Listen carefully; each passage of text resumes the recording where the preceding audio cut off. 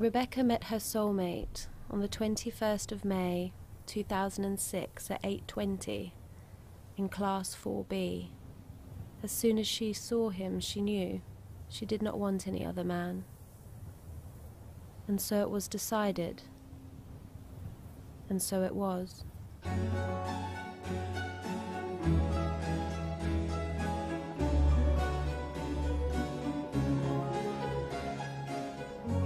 They married 5 years later. She wanted the same dress she had seen in an old black and white film. She was so happy when she walked into the church that she could hardly breathe. She was convinced it would last forever. She would never have left him. Never.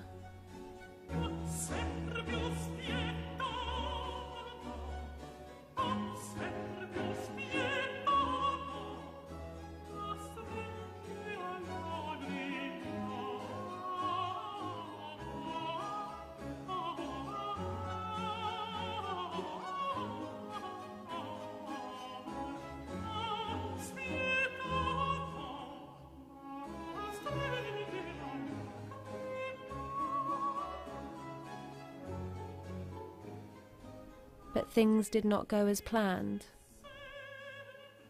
One sunny morning, whilst making her breakfast, she asked him, "It's such a wonderful day. Why don't we go to the country?"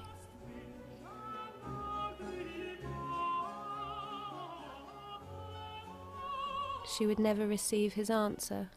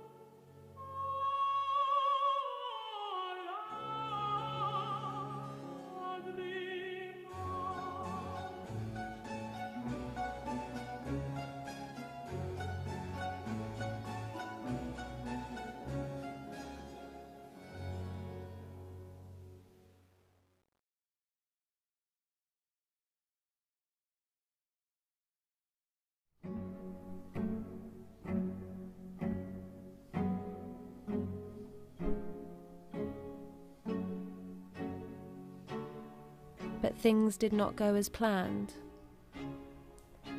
Rebecca took it as an unjustifiable affront of destiny and would not accept it. To her, he was not dead. Friends gathered close and insisted that she come stay with them. They wanted her to be away from that house so full of painful memories, and they tried in every possible way to convince her. But no one understood. Not completely.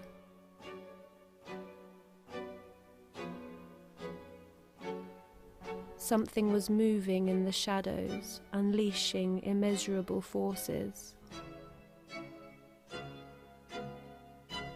She would never for anything in the world abandon the place that still throbbed with the presence of her only love.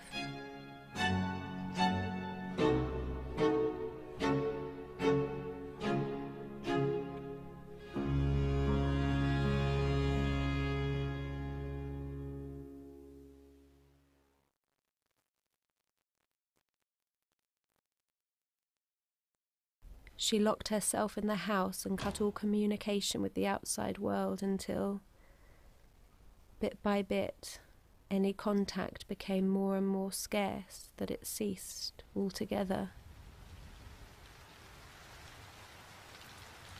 She had resolved not to cry, as she was afraid that the tears would wash away her pain, and she wanted to keep it close to her heart.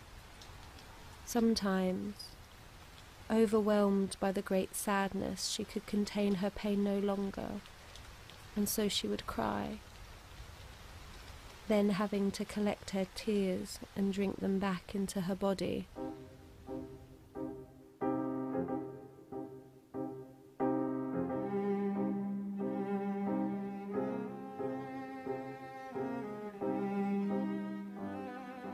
Rebecca was an earthly woman, grounded and very much attached to solid ideas.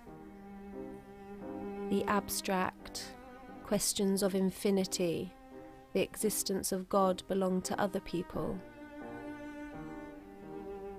Conversations of the supernatural are met with only vague intrigue.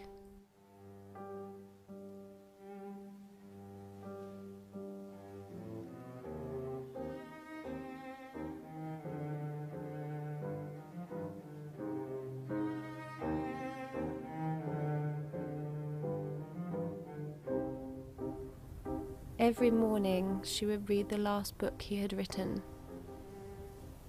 As she did so, she felt his warm presence, and this drove away all sadness. She read it as soon as she woke. Every morning the same pages, the same intense concentration.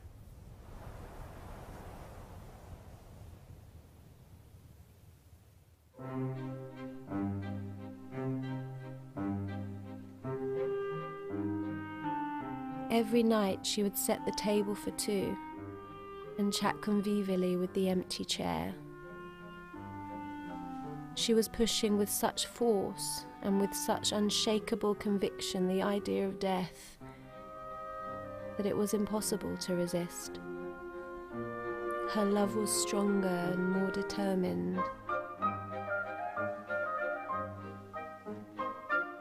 She had started a tug of war with the immutable rules of nature, but she had no doubt that she would win.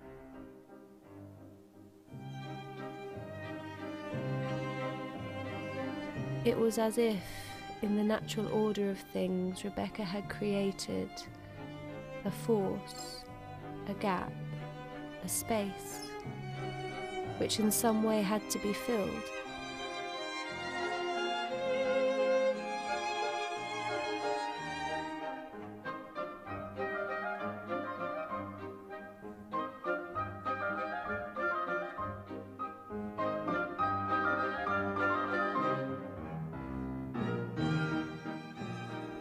It was then that she began to see the strange happenings in the house. It seemed to her with increasing strength that it was him who was timidly reproaching her life.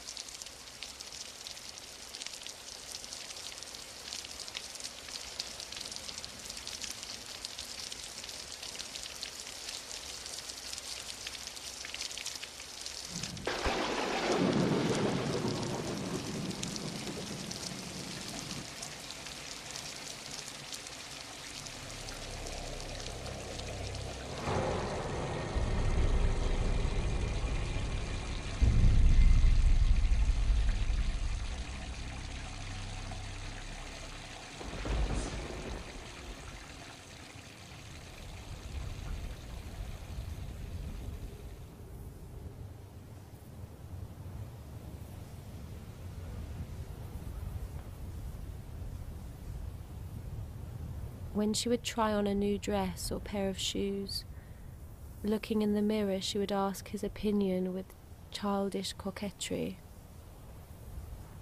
She joked with him on how everyone believed he was dead, laughing over it with great enthusiasm. They were all mad as March hares. He was there, and all the objects were as convinced as she was.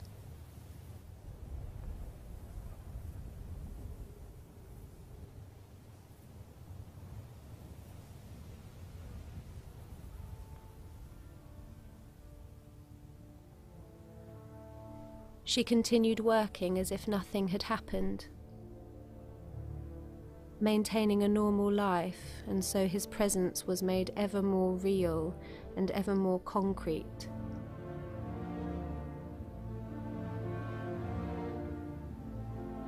He was there, on the precipice of his world that looms over ours, and he was about to jump that vast divide and break the impenetrable veil. She felt him there, so close.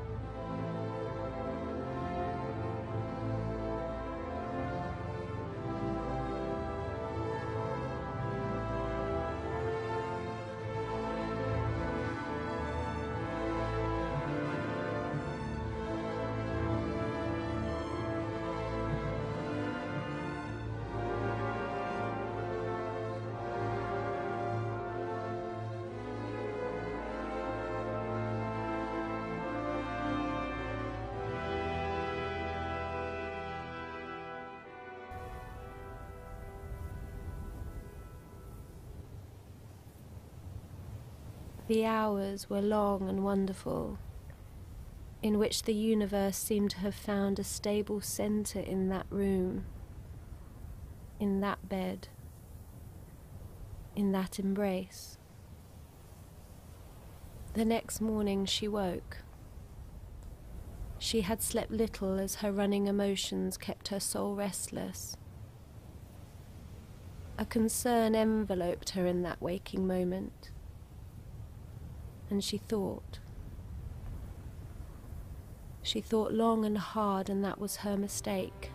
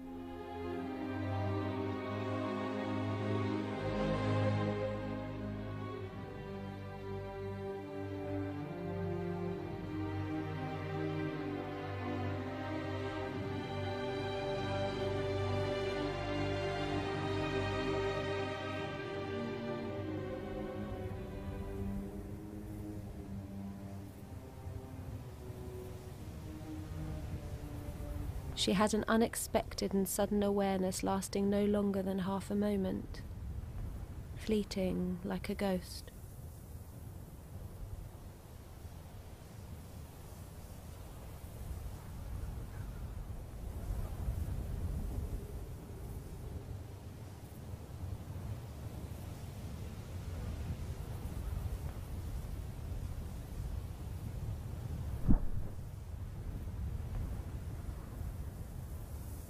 She was immediately aware of her mistake, but it was too late. He disappeared, suddenly, in silence and in a moment.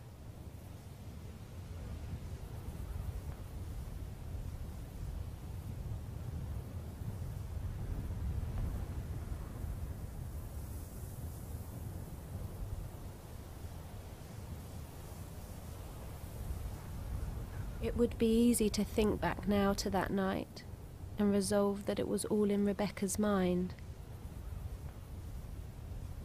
In my mind, but it did not go as so. He was returned to me. My dream came true, but then he vanished in an instant. I had retied the thread that bound us. Then in just one moment he was newly taken from me, taken back into the unreachable, into the world from which I had ripped him.